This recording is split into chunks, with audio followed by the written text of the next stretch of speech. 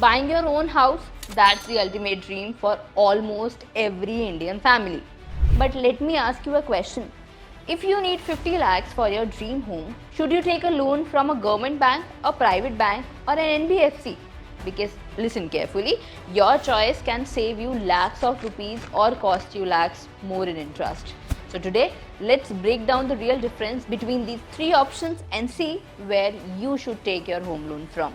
Hello friends, my name is Mansi and you have started watching Bosswala English.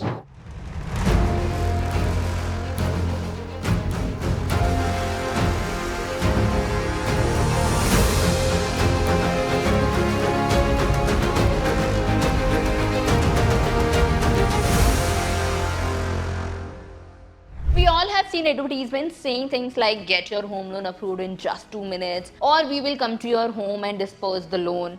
It sounds tempting, right? But here's the truth, a home loan isn't just a loan. It's a 20 to 30-year-old responsibility. So if you are a smart person, you can save lakhs. But if you take the wrong step, you could lose lakhs in extra payments. That's why it's super important to understand from where you should borrow. So there are mainly two categories of lenders in India. Banks. This includes both government-owned banks like SBI, PNB, Bank of Baroda and private banks like HDFC, ICICI and Axis. And second is NBFCs, which are non-banking financial companies like Bajaj Finance, LIC Housing Finance, etc.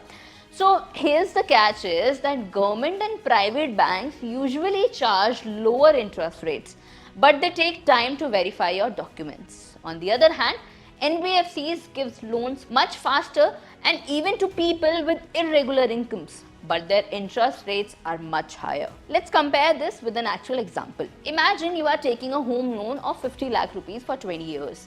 In a government bank, the interest rate is around 7.35%.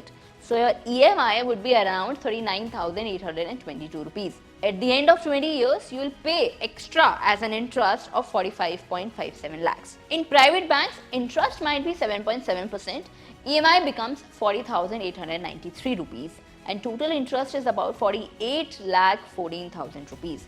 That's already 2.5 lakhs extra compared to the government bank.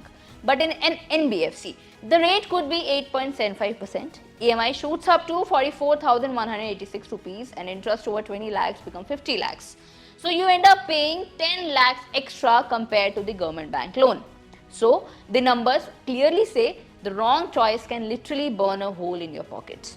The next important part comes here is insurance, which you should always have to have a secured financial future for your family as well. And in this, Axis Max Life Smart Term Plan Plus will help you, which gives a 1 crore life cover at just 578 rupees per month, 15% first year discount for salaried individuals and 15% first year plus 15% lifetime discount for working women.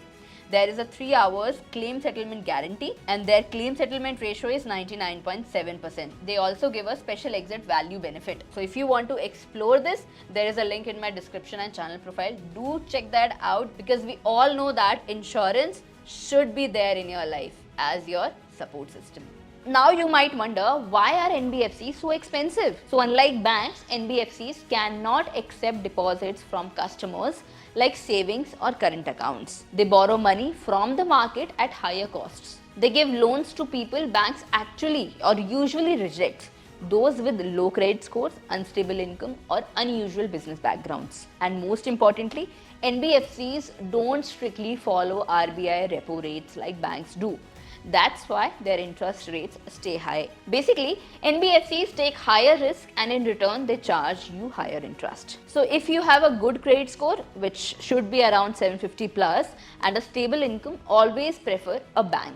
Government or private banks offer longer tenures and lower EMIs, which reduce your burden. They are also more transparent. They verify your property documents properly, so you don't have to worry about the legal issues later. In short, if you qualify, a bank loan is always the smartest option. When should you choose an NBFC then? So NBFC should only be your last option if your credit score is poor, your income is irregular, or your property documentation is complicated.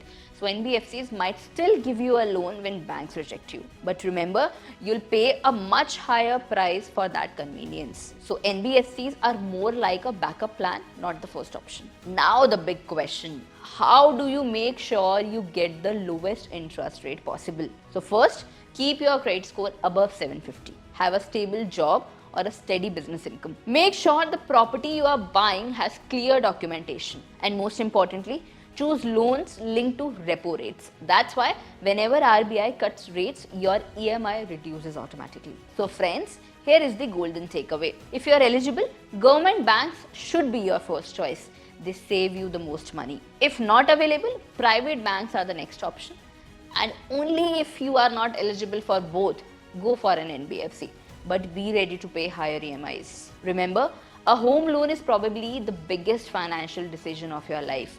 Choosing the right source can mean the difference between saving lakhs or losing lakhs. So tell me in the comment section, if you had to choose, what would you prefer? The lowest interest rate but a slower process of a government bank, the faster approval of a private bank, or the quick but expensive loan from an NBFC? And if you found this video helpful, do not forget to like, share and subscribe, because I'll be bringing you more such financial insights which can save your money and make you a smarter person to take smarter decisions. See you in the next video.